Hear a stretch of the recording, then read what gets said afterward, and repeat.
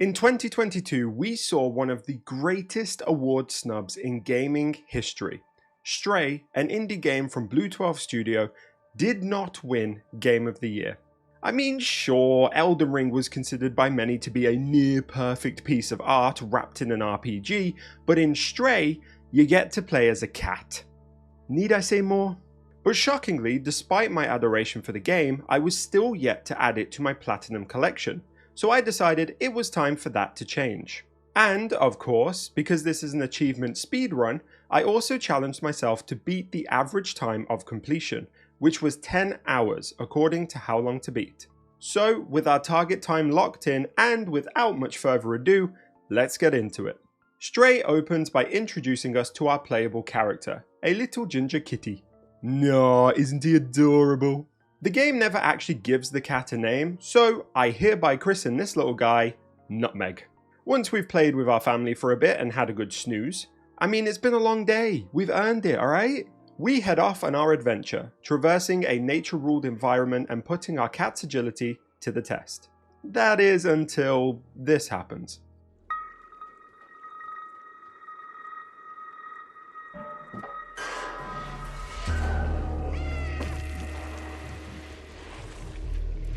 No.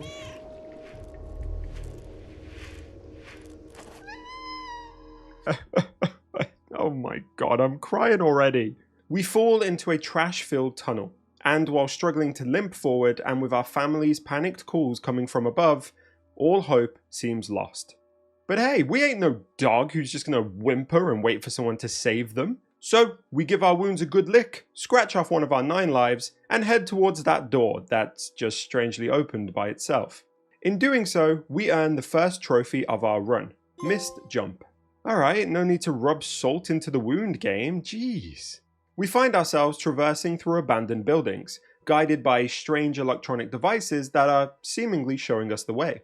But we soon discovered that we are not alone, catching glimpses of strange fleshy-looking creatures called Zerks, before stumbling across what can only be described as a horde of the little bastards. Yup, that was my reaction too. Sensing danger, we bolt, and what follows is a chase sequence that was far too intense for me to handle. Like, usually in games, I don't really care if my character dies, but this is a cat! How could you include the threat of death in this game, you monsters? Thankfully, we escape, and after a bit more parkour, find ourselves in a flat with a computer screen that reads, "Need help."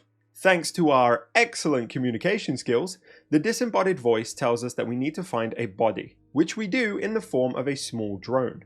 I hope whoever needs it doesn't mind being a short king for a while. After helping power up the drone and then slapping it about a little bit, we're introduced to our companion for the rest of the game, B12, and earn our second trophy, Not Alone.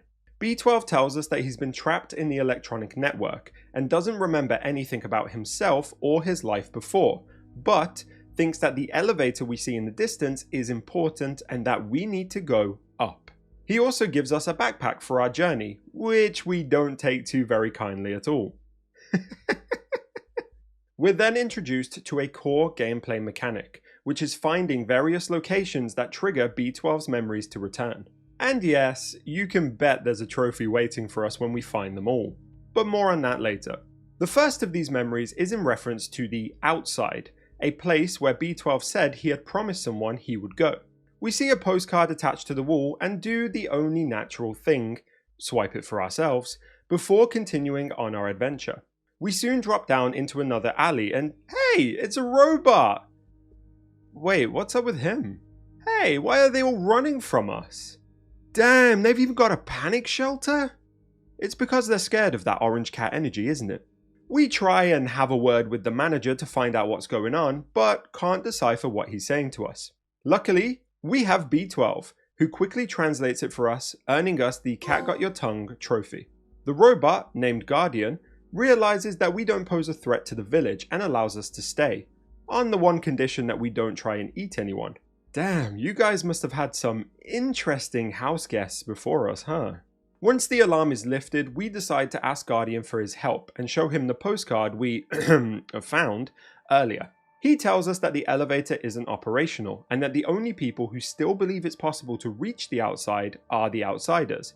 +1 points for creativity on that one. But the only one left in the village is Momo. So we decide that Momo will be the next stop of our journey.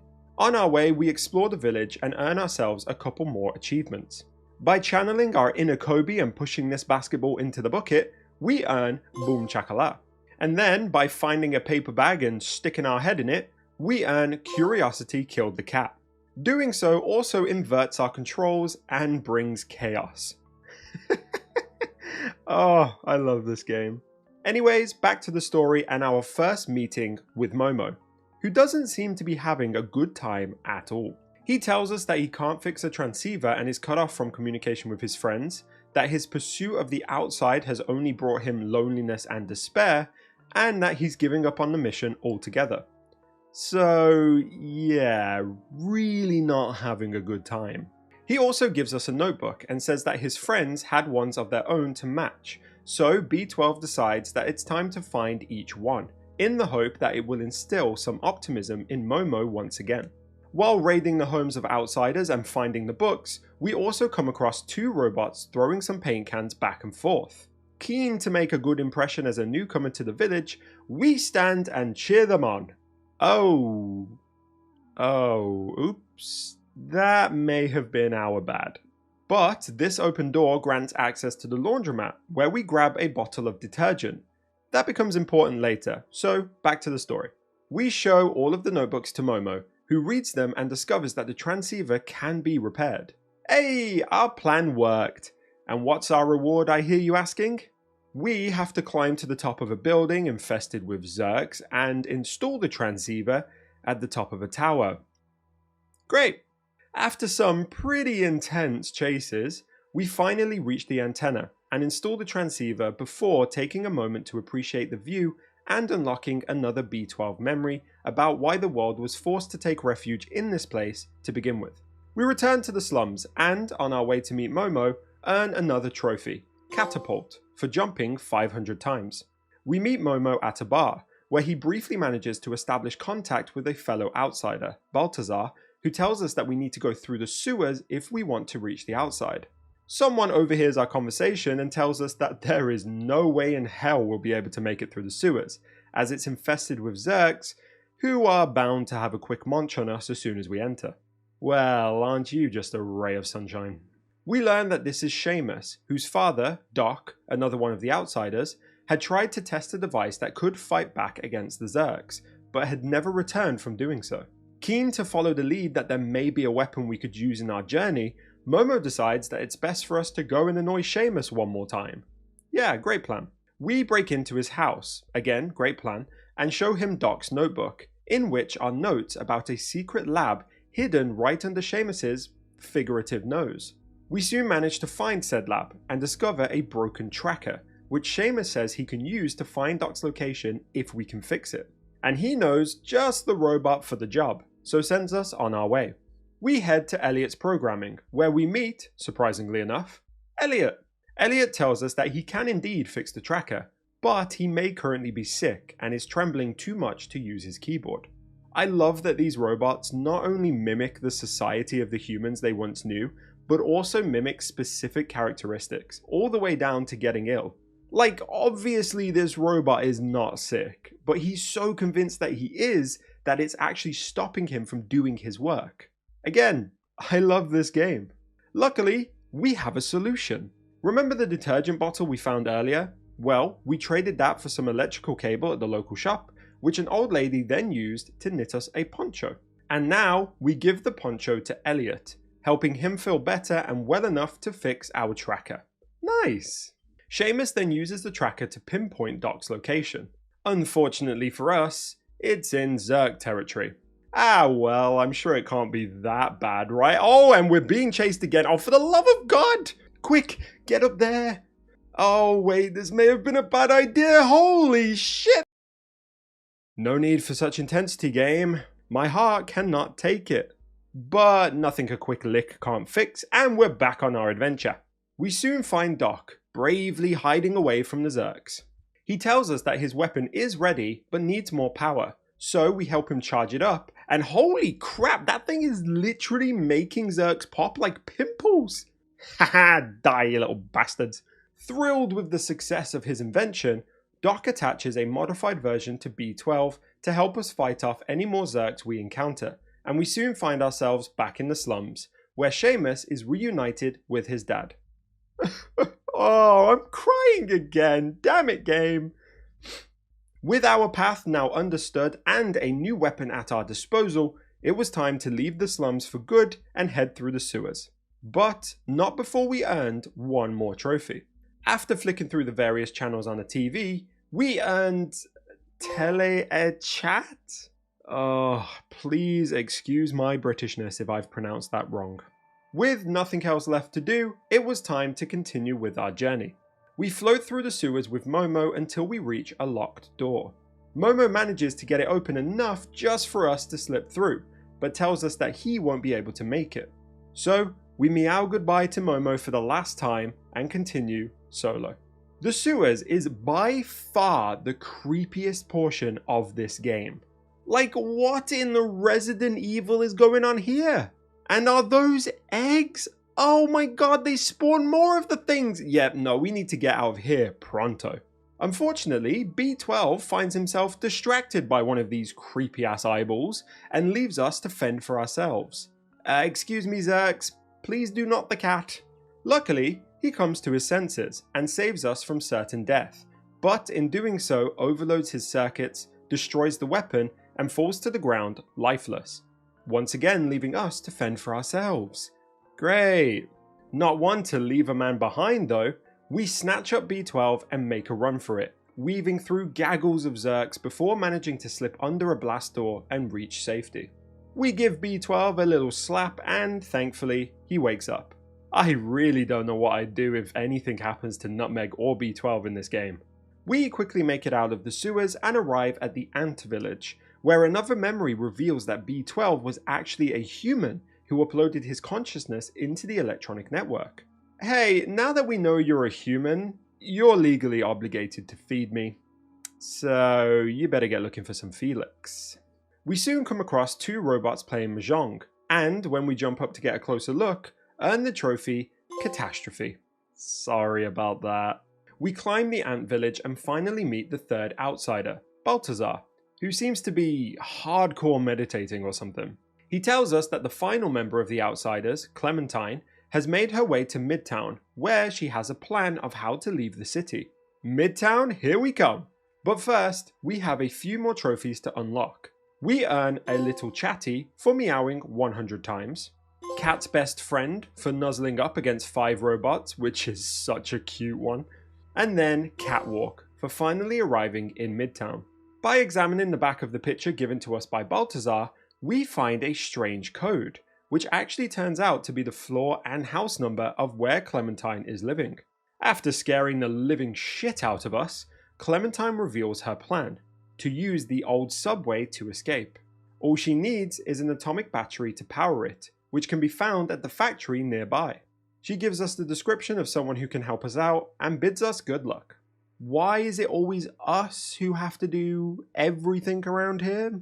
We manage to find Clementine's contact, a robot named Blazer, who says he can sneak us into the factory if we can get him a worker's jacket and helmet.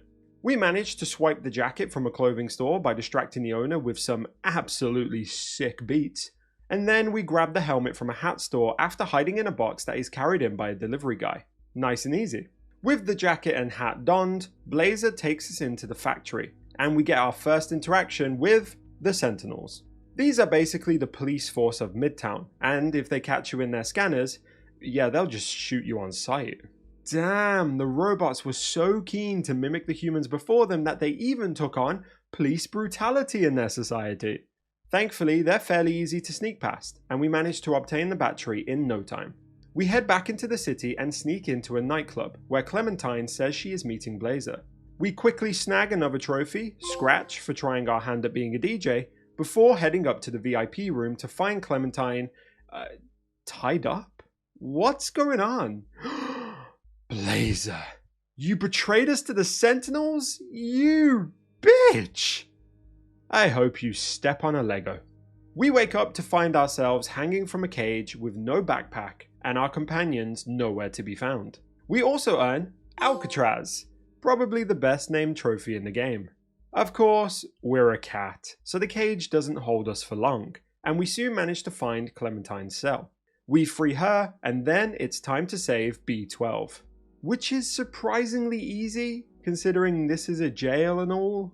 We just had to sneak past some guards, jump on a lever to deactivate B12's cage, quickly grab him before anyone noticed, and then run back to Clementine. Easy peasy. The next section, however, wasn't so easy peasy. In order to escape, we had to bait and trap a few sentinels in cages so that Clementine can walk past them. And for some reason, I kept doing it in an overly complicated way. It took a couple of tries, but we finally managed to get them locked away and continued on our journey. We commandeer a wee truck and race back through Midtown whilst being chased by sentinels. We make it to the old subway, but Clementine tells us to go on without her, before leading the sentinels away and potentially sacrificing herself. Nope, I said I wasn't going to cry again, damn it. Finally, we reach the last leg of the story. After riding the subway, we arrive at the control center, which is completely deserted, save for a few robots keeping the place neat and tidy. In the control room, B12 remembers that a plague ravaged the humans in the slums below, whilst the people above just sat by and watched it happen. Everyone died as a result, including his own family. The anger he remembers fuels him, and he vows to at least help Nutmeg escape. So, we take on our final task, disabling the lockdown and opening the city. In order to do so, we first need to hack 3 levels of security. Each one seemingly weakens B12, but he continues and insists that we carry him over to the workstation so that he can complete the process. It's here that he reveals that he knew the power required to complete the process would be too much for his drone body to handle all along, and that overriding the system will most likely destroy his software. But he's happy to take on the consequences so that we and the robots can escape and carry on the memories of humanity. He takes our backpack and thanks us for being the best friend he could have asked for.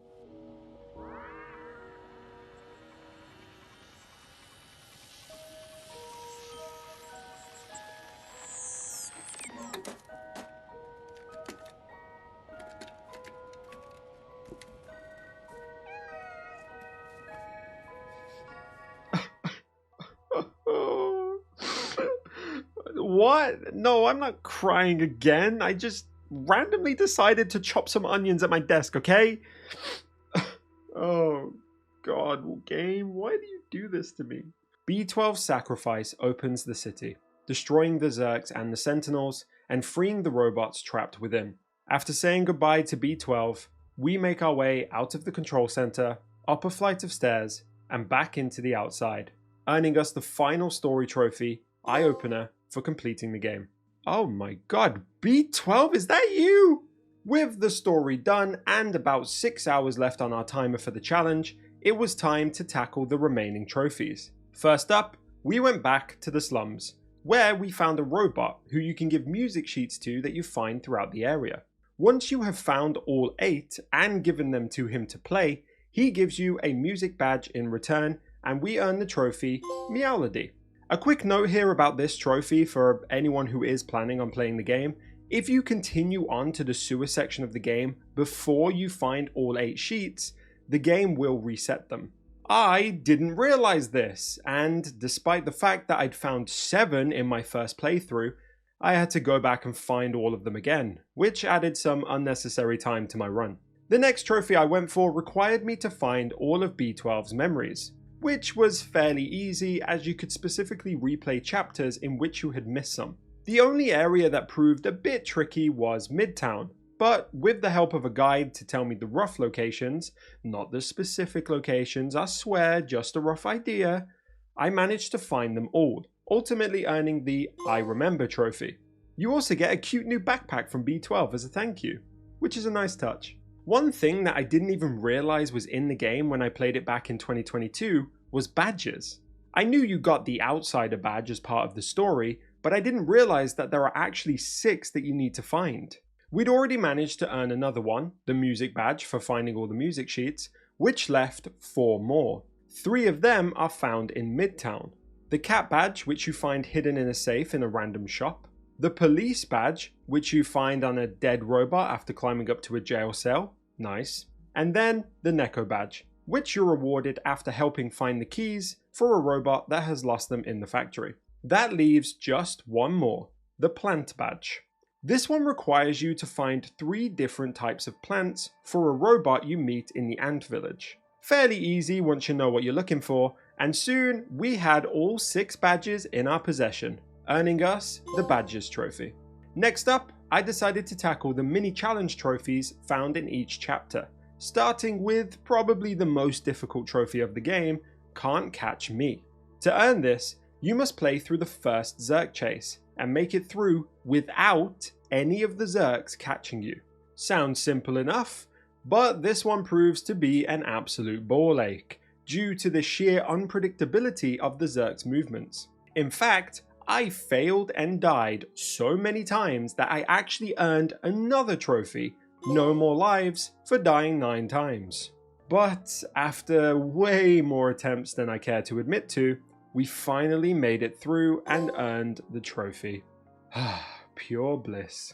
Next, we had to replay the Midtown chapter and make it through the stealth sections without being detected by the Sentinels. I was pretty sure I had done this in my first playthrough, like 95% certain in fact, and was really confused that I didn't already have this trophy. After a quick Google, I found out that this trophy is actually known to be a bit bugged. Great. Luckily, this wasn't too hard to do again, and it only took us one more try to unlock Sneakity.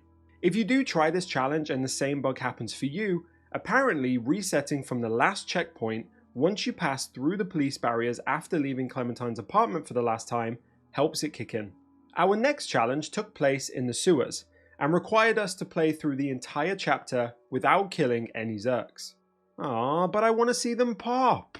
The most annoying part of this challenge happens right at the start, when you have to jump on the lever behind a bunch of eggs, leading to a mad rush of running around in circles while Momo saunters his way over to you.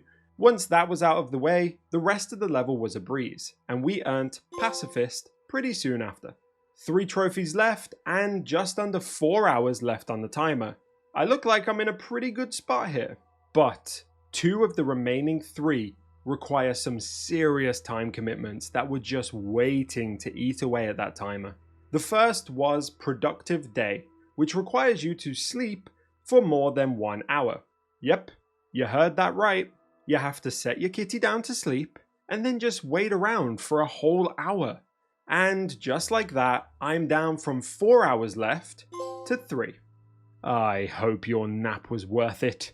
Our penultimate trophy is easily the meatiest of the whole list, but was also the one that I was the most excited for. It's called I Am Speed, and to earn it, you need to complete the entire game in less than 2 hours. An actual speedrun challenge in the middle of my achievement speedrun? Hell yeah. This one seemed really intimidating when I first loaded up the game, but the more comfortable I got with the locations and the story, the less worried I was about it. As long as you're constantly moving forward and you spam the crap out of the skip button during the dialogue scenes, you're going to be absolutely fine. And after 1 hour and 42 minutes, I completed the game once again and earned myself I Am Speed. Personally, I think this trophy should have been called Zoomies, but whatever. And now, our final trophy before the platinum. Throughout the game, you are able to scratch various surfaces, as a cat would do, and the territory trophy is very simple. Scratch in every chapter. I can see this being a bit of a nightmare for anyone who didn't know about it before starting the game and hadn't kept track of their locations, but thankfully, I knew I had only missed 1. So, we once again headed down into the sewers to find the only scratch location in that chapter, and there it is, ladies and gentlemen. There it is. Mwah! 9 hours, 11 minutes, and 16 seconds on the clock, and I had the coveted platinum in my collection. Another achievement speedrun completed. I remember being so buzzed when Stray was announced and we started seeing gameplay trailers, like most of the internet. But I was also a little apprehensive. My worry was that the developers were just going to rely on the fact that you can play as a cat to sell the game, and the rest of the experience would be basically slop. Thankfully, I could not have been more wrong. Not only did the devs perfectly capture the personality of a cat in the main character, but they also created a world which is rich and vibrant, fun to explore, and was never boring to return to. I made a few mistakes during my achievement hunt which required me to replay chapters more than I probably needed to, and yet, I didn't mind at all. It was always a pleasure to jump back in and experience it all over again. Also, the story is surprisingly emotional, considering the main character is a cat and everyone around you is a robot. But you really come to recognize each character as their own and feel for them as you would with a cast of humans. I genuinely have so much love for this game, and it was by far my game of the year for 2022. Now, onto the achievements. There were only a couple that really stumped me during my playthrough, those being Can't Catch Me and Badges. The latter in particular was one I have issue with. Not because it was difficult, but because I had absolutely no idea that there were more badges aside from the outsider one when I got started. I wish the game had given you more of a hint that there were more to find, because when I got the first one, I just assumed it was a story item in the same way the various pictures that we were being given were. Maybe that's just me, I don't know. But on the whole, the achievements offered enough challenge and commitment that they separated achievement hunters from casual players, but not so much that they became a chore. You do definitely have to choose to commit to earning them though, rather than just falling upon them casually. Like, who would just happen to leave their cat in sleep mode whilst leaving the game running for over an hour? That one in particular was an interesting one to go for. Overall, my love for Stray has only increased thanks to this hunt, and I couldn't be happier to add it to my platinum roster. I reckon I could have shaved some more time off my run if I'd planned it a bit more, maybe even get it to a sub 8 hours if I really tried and didn't focus on the story as much, but I'm happy with my time. I'd highly recommend this one if you want a fairly short hunt, and also just if you want a good game to play in general. Thank you so much for watching this video. If you enjoyed it, please let me know by leaving a like and a comment down below. Also, if you have any other games that you want to see me try, let me know in the comments as well. And subscribe to the channel for a brand new achievement speedrun every single week. Have a great day and happy hunting.